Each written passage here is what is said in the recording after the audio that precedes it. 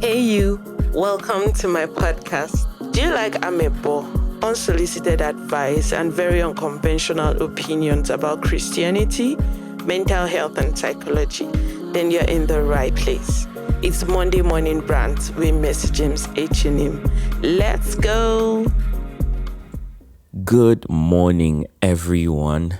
Welcome to Monday Morning Rant with usually Mercy James H&M, but for this week, it's Isaac James, right? And Mercy is a little under the weather. Nothing major, nothing serious, nothing terrible like that. But I thought to sit in or stand in rather for this week's episode just so she can rest. And hopefully by next week, she'll be strong enough and great enough to join you lovely people. So good morning.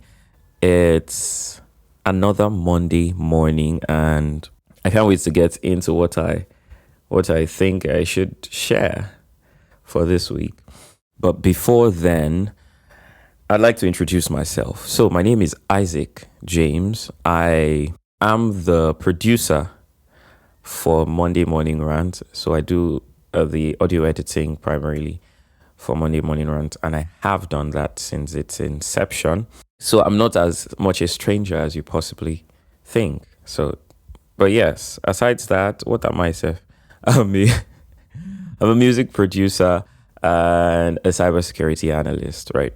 And of course, Mercy James H&M's baby brother, baby in air quotes. So yeah, this week we'll be talking about progress. What does that look like exactly? I realized that people tend to gloss over how much progress they are actually making, or if they are making actual progress. And so this week, I decided we'll just talk about it. And yeah, I can't wait to dive right in. But I hope that you're having a wonderful, wonderful Monday morning. Hopefully on your way to work, or maybe coming back from work, or whenever you're listening to this. I hope you're having a wonderful day. And then we'll dive right in, right? So the topic, like I said earlier, is progress. What does that look like exactly? I've discovered that people tend to gloss over whether they are making progress or not. People tend to say, oh, tomorrow will be better, without actually tracking what tomorrow looks like, or what yesterday looked like, rather, what today is looking like, and what tomorrow might be.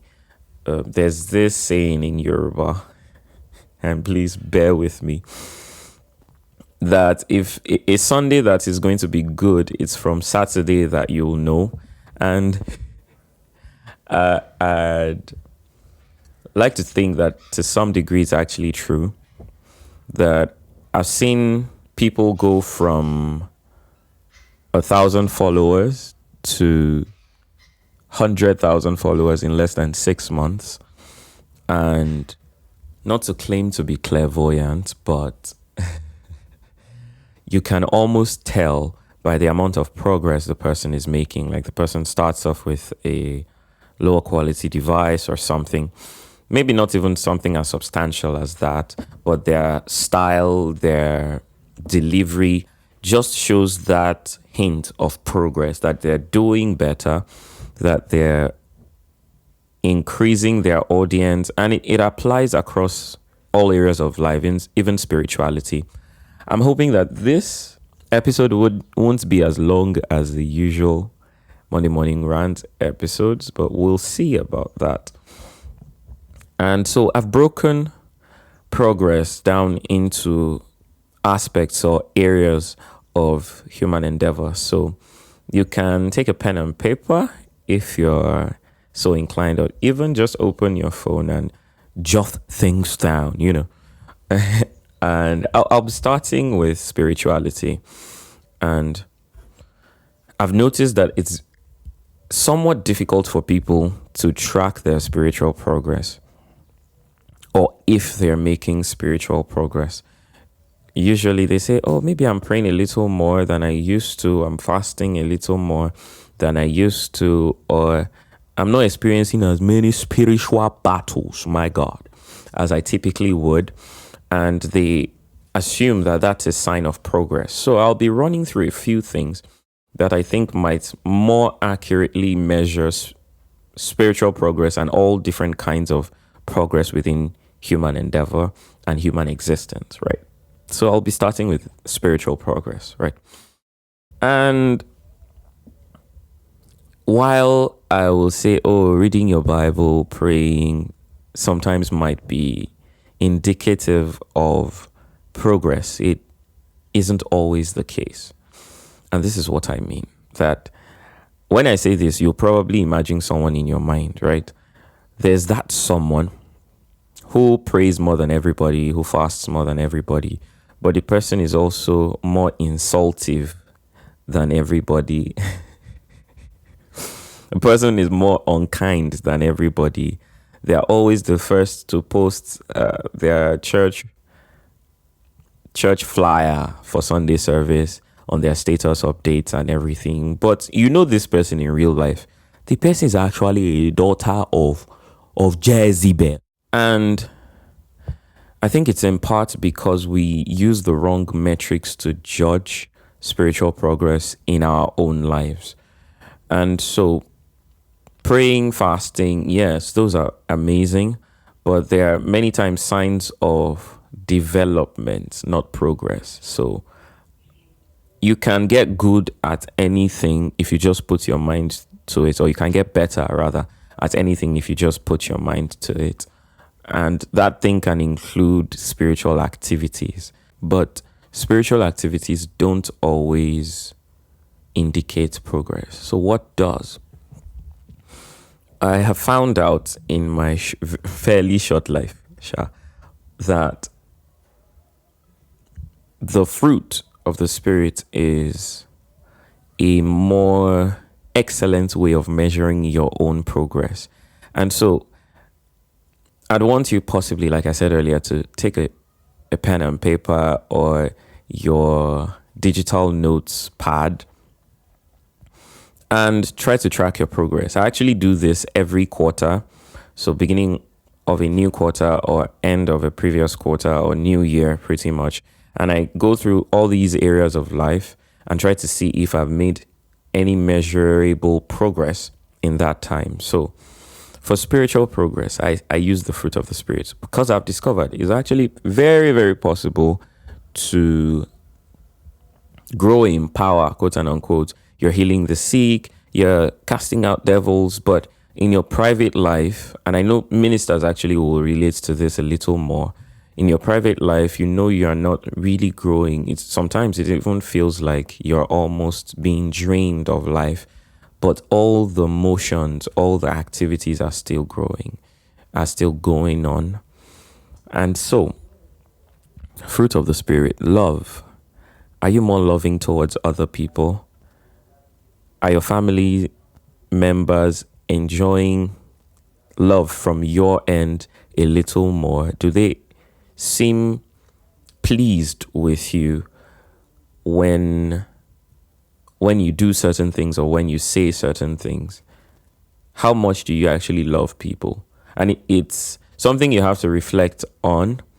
Are you increasing in love? Are you more loving to your neighbor? Last time your neighbor asked you to help with something, did you? Or maybe you even did, but in your Christian mind, you were harboring some resentment towards the person. Love. It's such a powerful measure of spiritual progress. Because if God is at working in you, if the Spirit is at work in you, He will quicken you to bear His fruit. Jesus was speaking to His disciples and He said, you shall know them by their fruit. So, and He was talking regarding false teachers actually within the context. But the fact is that Jesus said the most surefire way, the most effective way to tell what sort of person a person is by their fruit. And then we see much later in the epistles what the fruit of the Spirit is. And he says it's love, it's joy. Are you experiencing more joy in the faith? Are you going to church joyful and excited, knowing that you're going to see Jesus in a fresh and new way every week? Or you're just going through the motions because it's the right thing to do, pretty much? Are you more joyful throughout your day? When someone cuts you off in traffic, how do you respond? In your day-to-day experiences, are you more joyful? Is your life experiencing more joy? When you wake up in the morning, what's the first emotion you feel? Is it, and not to say joy necessarily is primarily an emotion, but joy expresses within emotions. What's the first emotion you feel in the morning? Is it, oh, thank you, Lord, for a new day? Or is it, I have to get to work again today? And if it's the latter, then it might be an indication of where you are in progress. And it's important to track those things. And over time, pray and plan and build towards those things improving. So, like they say, little drops of water make a mighty ocean.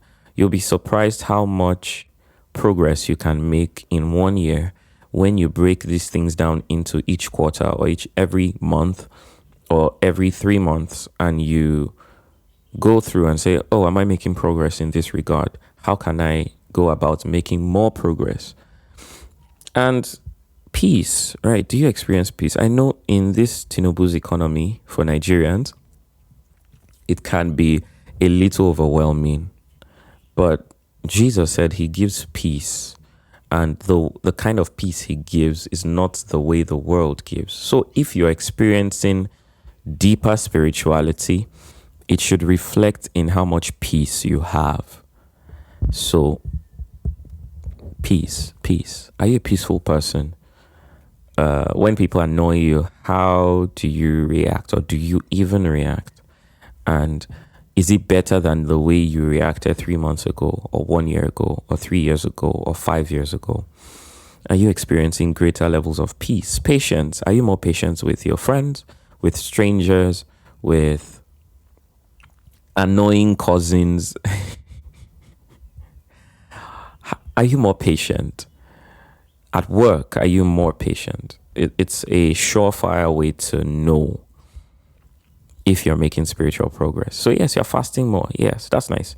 You're praying more. Yes, that's great. But are you more patient? Because that's what people will see. That's the fruit that your life will bear. And if you're not growing in patience, and it's even with things within the church, like someone maybe sings off key and you're the music director, and you know this person, it's not that they didn't rehearse, it's not that they did not do their homework, they're just struggling, they're trying their best.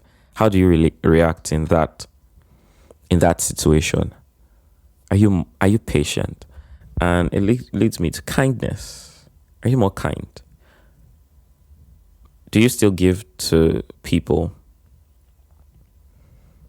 Are you the type to quickly snap at people? Has it grown worse or better over the last couple of years? Are you more kind than you were before? Goodness. And goodness is a little deeper, I think, than kindness. It's that even in your intentions, even in your thoughts, you are striving towards goodness. That you don't find it as easy to have bad mind thoughts, to just think, look at this person safe. They are just so unserious or so like this, and you're pretty much murdering, because Jesus actually says it, that you're pretty much killing the person in your mind, but you still smile and try to be kind. Has that grown better or worse over time? And so, yes, that's one measure of spiritual growth. And of course, faithfulness. Are you more faithful? When they give you assignments, are you quick to execute them? When they give you a task at work, do you execute it faithfully? Do you come late to work? Yeah. Do you come late to work more often now than you used to? It might be a sign of your spiritual health. That you shouldn't be comfortable with lateness, even if you're at a so-called toxic workplace, that the external circumstances or environments should not affect who you are as a person. So faithfulness. Are you more faithful than you were before? It's a sign of your progress and joy in the faith. Gentleness. Are you more gentle than you were before? Usually, I know this one, sure, it's a measure to some degree of age as well. I've discovered that people tend to become more calm, more gentle, and more forgiving to of people, of situations, the older they get. But it's also important to track it as a believer, as a Christian, as a person of faith. Am I more gentle than I was before? Am I increasing in gentleness? Am I increasing? Am I growing more to be like Christ? We see how gentle Jesus was, that little children found it pleasant to be around Jesus, so much so that his quote and unquote protocol team or the disciples at some point wanted to stop. Oh, you let our master rest. He's already tired and everything. But Jesus said, let the little children come to me. For me, it's one of the things I mark actually in myself and in others. Do babies and children, do they find me fun to be around? Do they like my face? You'll be surprised at how much of a sign that can be. Because children see things many times the way they are. They are not as encumbered by societal norms as adults are. So they tend to notice small facial cues, small disgust that other adults might not notice, and then they react based on that. There's actually some research in that regard, but the truth is, children can sense gentleness, and they're more drawn to that. So it's not only about holding sweets, it's not about smiling, fake smile. It's that it's more a symptom many times of a deeper problem if you're struggling with that. And it's fine if you're struggling with that. You can always ask the Lord to help you get better at these things. And the final one for spirituality, for spiritual growth, is self-control. Do you have more self-control? The last time you were craving pizza, did you order it? I know it sounds mundane, right? But it's not every time you have the funds for something and you're craving that thing that you have it, or that you purchase it, or that you buy it. Self-control shows itself in many times, many very small ways. That, oh, I handled this situation better. The last time I would have probably lashed out, or I would have gone after my flesh. And it's not like I use the example of food, because many people don't tend to think of gluttony as a sin, but throughout scriptures it's listed as one. That do I control my eating? I know I'm full already, but someone passed by with hot and spicy akara, and then you think, oh, because I have extra 1k in my purse that I'm not really using, let me just chop and stop the person and eat it, right? But self-control is deeply important. It's the week that, or it's the day you say you want to fast, that the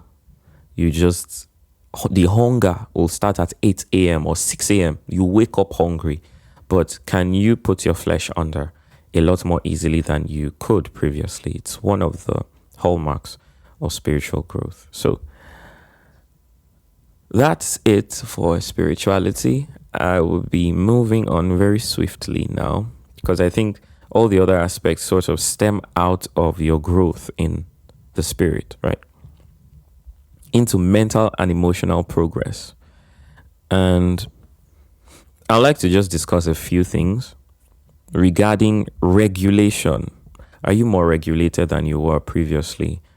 And stressors, handling stressors and triggers. For me, those are the hallmarks of progress. Do you regulate a lot easier than you were before, but than you could before, rather? So, for instance, for someone battling with depression, do you regulate a lot more efficiently? That yes, the emotions or the feelings might not leave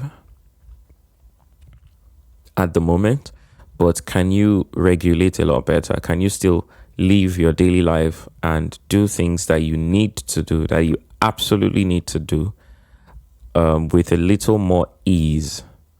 So that's a sign many times of mental and emotional progress and reaction to stressors and triggers. That the last time you saw your ex in traffic, I like to use relationship matters, but the last time you saw your ex in traffic, how did you react versus 6 months ago when you saw him at a birthday party, when you cried your eyes out in the toilet? Are you making progress? And it's one of the easiest ways to tell. It's just a mark, it's just a sign of whether you're making progress or not. So yes, handling stressors. When similar situations and circumstances come that you were faced with a few months ago or a few weeks ago, how well did you handle it relative to 6 months ago or 1 year ago or 2 years ago? So handling stressors emotionally and mentally. Do you cry more often than you did before?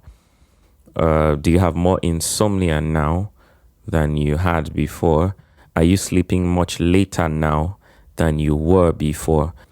So yes, progress, mental and emotional progress, more self-regulation, easier handling of stressors, easier handling of triggers.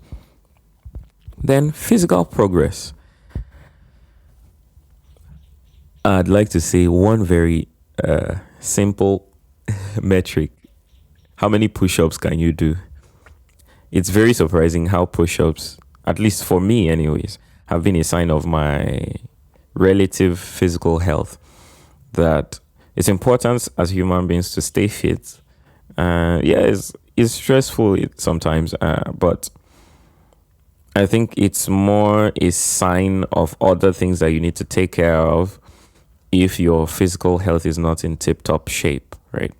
And I know that people tend to struggle with different things, maybe even long-term illnesses that stop them from doing certain things. But it's important to track whether you're getting physically stronger or physically weaker, whether you're making progress physically or not. So I I always say, how many push-ups can you do? Not to compare with other people. No, absolutely not.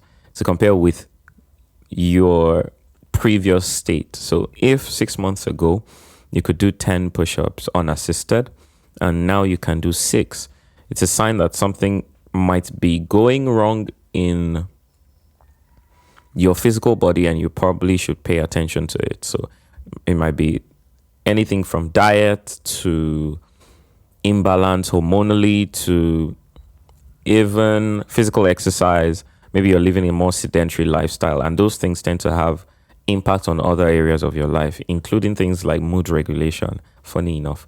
But those things are important to track. So I think it might be a little extreme, but sometimes I track all sorts of things around my life.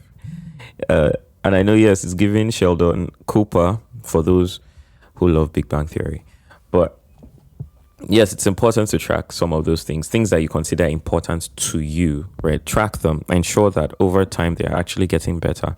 Because as scriptures has said, the path of the just should be as a shining light that shines brighter and brighter, even unto the perfect day, even unto tip-top shape.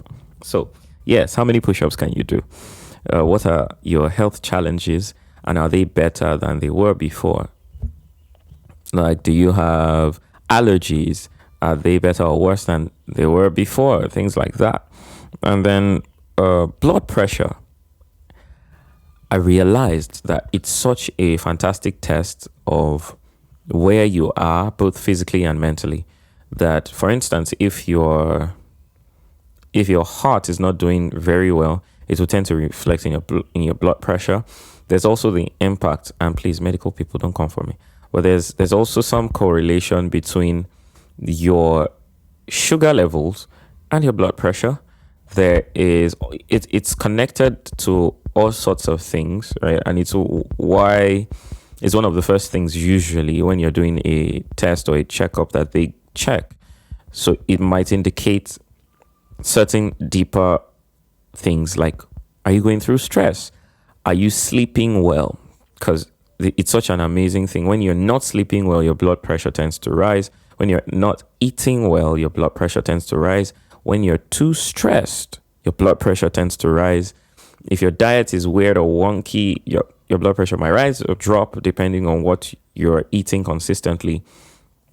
So blood pressure is such a fantastic way to keep track. And it's not expensive. In fact, nearly all pharmacies have blood pressure machines that they use. Some even do it for free. Others for like 200 naira, less than $1 actually.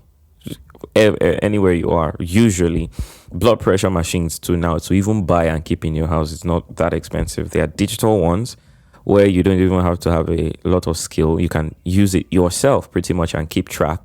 So to sort of keep track of whether you are whether Tinubu is getting to you.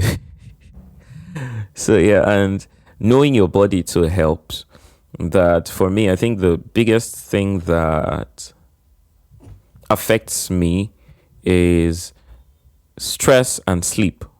Once I can get consistent sleep and I am not overtly stressed mentally, I tend to be able to regulate in that regard. But if you're not sure whether your job is a job you should do long term, check your blood pressure.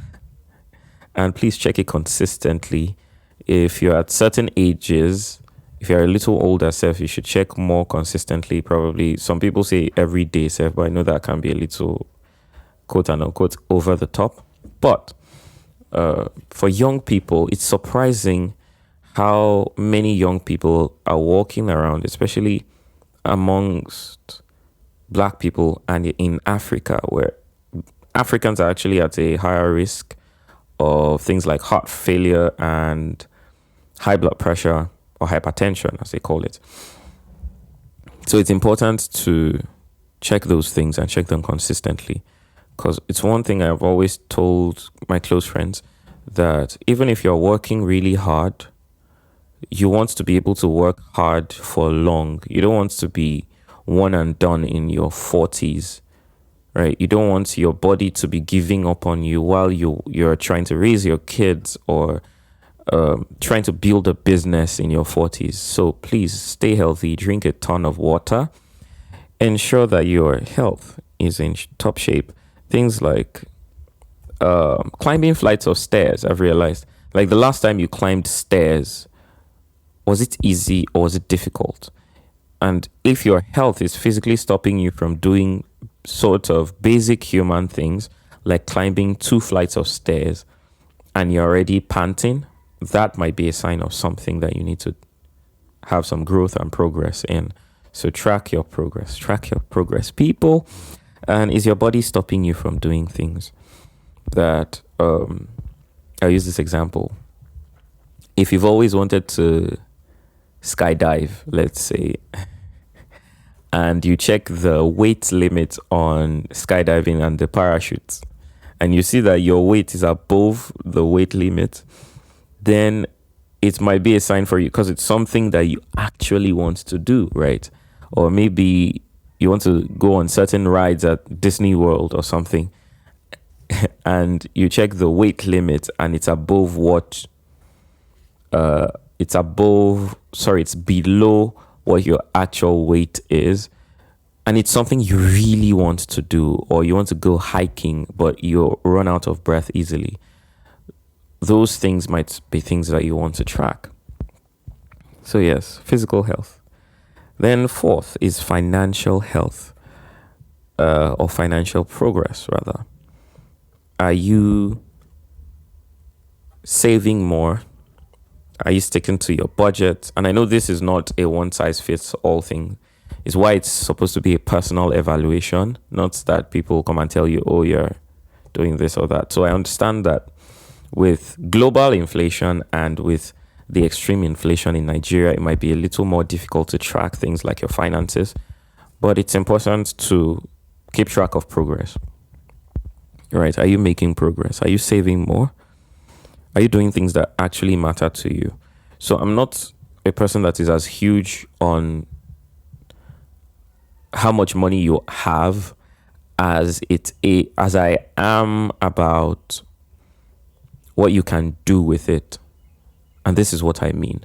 That there are things that you deeply want. And I'm not talking about things that you want because other people want it. You've always wanted it for as long as you can remember. You've always sought after it. You've always thought, when people tell you, what does your ideal life look like? You're always imagining that thing. And so it's important when you talk about your finances to do that within the context of what you want long term. What is it exactly that you're looking forward to? And with the current state of progress of your finances, how long would it take before you're able to achieve those things?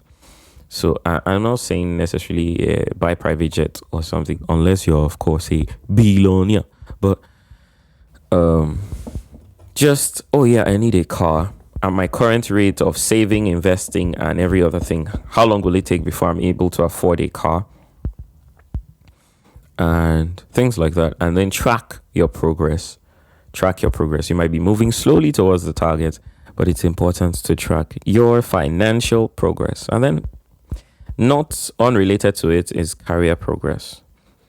So for career, are you on the path you want? Are you headed in the direction you always imagined for your life? Do you see a future in the current job you're working at? And it's important to think about these things. And I'm not saying quit your job if the answer is no. I'm saying that it's important to ensure you're making progress. So, for instance, let's say you're at a job that feels like a dead end, and you're growing frustrated as every month passes. What to do is not to sit at the spot and say, but my skill set, I can't jump to any other job because I don't qualify for all those other jobs that I actually want. It's to say, I'm currently in this workplace, I'm doing this job that is a dead end, that I don't really enjoy, and that is deeply frustrating. What would it take for me to get from where I am right now to where I need to be? So you can go on LinkedIn or check Indeed or any other job website and find the roles, the job titles that you are striving for.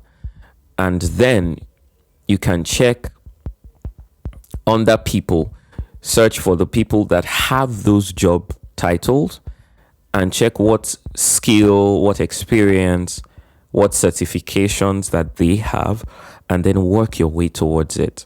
It's only a matter of time when you work that way. So let's say I'm a cybersecurity analyst, for instance, and I want to become an engineer or a cybersecurity architect, or I want to become a CISO. The idea is I'm currently an analyst. I have 2 certifications in these specific areas. And I check that for a more senior role like cybersecurity architect. And I see, the person needs a certificate, maybe a CISSP or something.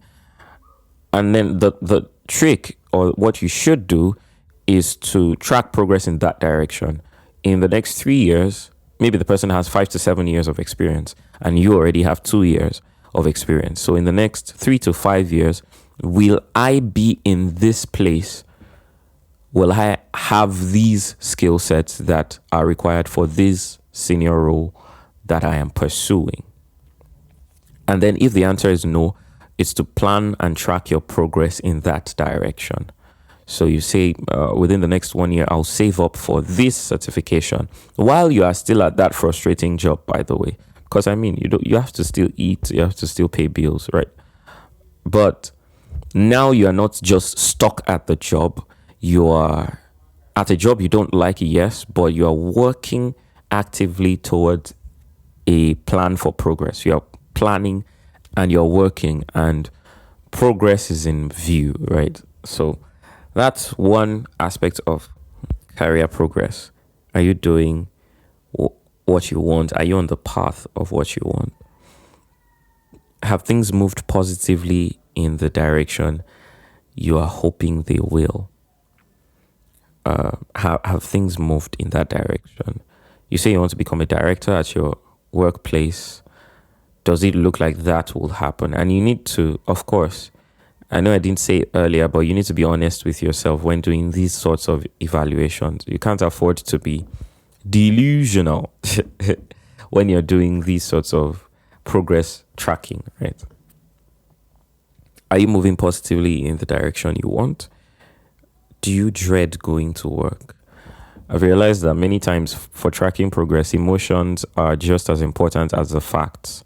Do you constantly fear going to work? Are you afraid every Monday morning that, oh, I'm going to that workplace again? It might be a sign that you're not making progress as much as you want. And then it might be something that you want to look into going into new quarters or new months or new years, depending on how you want to track your progress or how often you want to track your progress. And then there is friends, of course. Are you making progress in friendship? Are you more consistent with your friends? Do you spend as much time as you would love with them? Are you spending time with them at all? Or the last time they did a hangout, were you present? How did that make you feel? Do you actually like your friends? Is your friendship circle a circle you actually love? Are they filled with people that you enjoy being around? And those are ways by which you can track your friendships. The last time a friend reached out for help, were you able to help? How did that make you feel? Things like that, essentially, are easy ways by which you can track progress in friendships.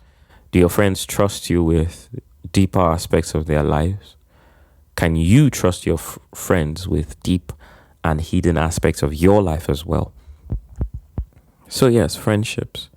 Friendships are deeply important. Humans are social beings, so we can't actually do it alone. If you leave a human being in complete isolation, the person will likely run mad, actually. It was, of course, not a fun scientific experiment, but complete isolation does terrible things to the human mind. So we are social beings, and our social lives are just as important as our individual lives. Which leads me to family. Are you consistent with your family? Do you schedule calls with them? I know that we're all busy, but we're getting the bag. But if you're, and I know I'm guilty of this to some degree, if your family members are always complaining that you are the one who doesn't call, you might want to begin to schedule calls and make it maybe a little random, so they will not guess that, oh, it's on Thursday by 8 p.m. that he calls. But ensure that it's consistent, that depending on how close you are to your family, that nothing comes between you and your family, pretty much. That workplace that you are giving your life for, they can replace you with no recourse, with no notice at all. I think one of the major engineers that sort of wrote TypeScript, if I'm correct, at Google was laid off. He's, as far as everybody is concerned, a bowler in his field. He's just really good. But then he also got laid off. So I was thinking over the week, if that kind of person can get laid off, then all these other engineers, you better buckle up and actually ensure that your life is defined by the things that actually matter to you. So, family, when you grow old, you realize that, and I've done this, by the way, by talking with older people, the things that they actually value are the things that maybe you should value a little more in your younger years, because those are the years of your shaping friendships and shaping your dynamic with your family as well. And finally, of course, romance. What does your love life look like? Are you progressing? If you're married, are you more in love with your spouse than you were 3 months ago, 1 year ago? Do you have fewer fights or disagreements than you did previously? Is your spouse more happy with you than they were previously? What's your relationship like? Are you doing as much as you would love for your partner? And if the answer is no, how do you plan to progress? So, sorry that I am not paying as much as attention to romance, because I mean, singleness is such an annoying thing. But you romantic people, should leave me alone, I beg. Romance is beautiful, though. It's an amazing thing. And so I might not have any experience regarding romance, but you need to pay attention to that as well. But is your partner, is your husband, is your wife, is your boyfriend, is your girlfriend, is your fiance or fiance, are they satisfied? Do they feel satisfied anyways with the way the relationship is and with the way it's going? You've been dating that person, or you've been in a relationship for 5-6 years. Are you making progress, or you have turned to patient's dog with a chop fattest bone? That if, oh, and by the way, ladies, if the guy is not popping the question, or after several years, my auntie, open your mouth and talk. Oh. Progress is deeply important. You don't want to look back and realize you've wasted your time. So it's important to talk, and keep talking in a relationship. Like communication. They always say communication is key, and people flog the matter. But I realized that when rubber hits the road, many people throw communication out the window. And it's many times a sign of pride. They don't want to talk. So they are in that 6-year, 7-year relationship, hoping that he will eventually pop the question, because they don't want to open their eyes or open their mouth and say, "Oga, are you planning to pop the question? Where is this relationship headed?" It feels like a shameful, quote and unquote, thing to do. But if you're going to make progress, you'll have to open your mouth and talk. So that's where I'd like to end for this week. I hope you had a fantastic time, and do have a wonderful week. Make sure that you like, subscribe, and share the Monday Morning Rant. I hope I didn't do too badly. And hopefully by next week, of course, Mercy James H&M, who is your regular host, will be back until you hear her lovely voice again.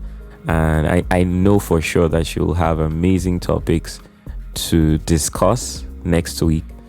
So be sure to tune in next week. I hope you had a wonderful time. Like I said, do all the things on the socials. Share, like, subscribe. Across multiple continents, obviously. I think she was sharing statistics recently about how many countries that Monday Morning Rant is being listened to in. And I want to use this opportunity to say a big thank you. I don't know when next I'll be able to speak to you all, but this has been fascinating. I've been hiding and running away from speaking and indeed public speaking for a very long time, but now that circumstances and providence has provided that I speak and you people listen. If you're listening to this, that means you waited and you listened through my delivery. So thank you so much for listening in to Monday Morning Rant. I hope it's been exciting for you as much as it has been for me. Once again, my name is Isaac James, and I am a cybersecurity analyst and a music producer. So if you get music where you want to release, do well to reach out. You can contact Mercy, or I'm on all social media platforms, on TikTok, Instagram. You can hop in my DM. Of course, let me know also how wonderful this has been for you. I'd love to hear from you. And yes, goodbye. Have a lovely week.